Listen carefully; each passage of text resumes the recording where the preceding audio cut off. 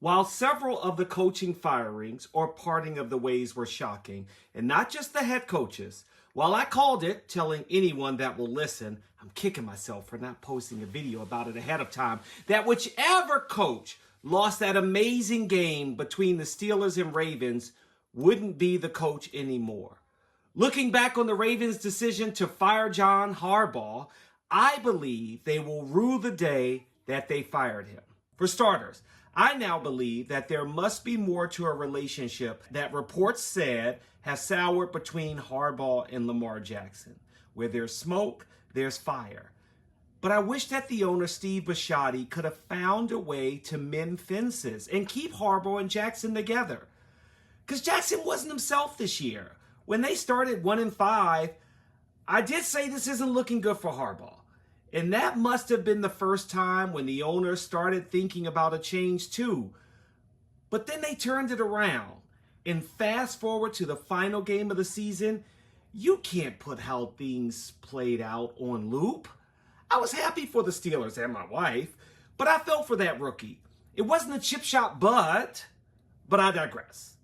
Now what's going to happen is whoever is the new head coach, and my bold prediction is it could be the guy right down the road in Cliff Kingsbury, who, when healthy in his rookie season, did an amazing job with Jaden Daniels, I'm just saying, and that Commanders offense, and right in Bisciotti's backyard.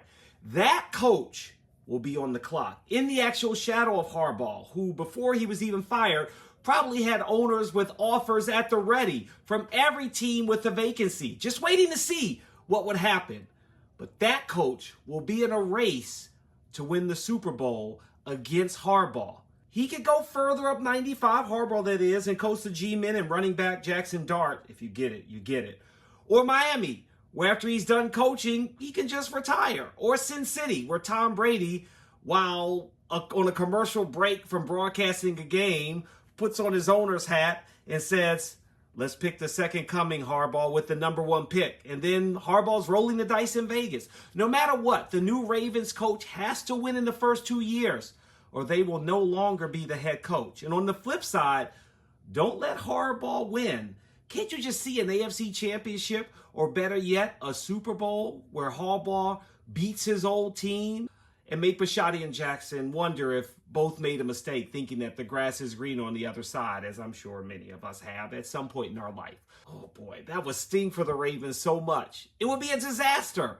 No matter what, I will have my popcorn ready for the show because you know the NFL schedulers are just waiting to start the 2026-27 Week 1 games. And for the Steelers, I hope they go far in the playoffs and don't even need to entertain the idea of saying goodbye to Tomlin.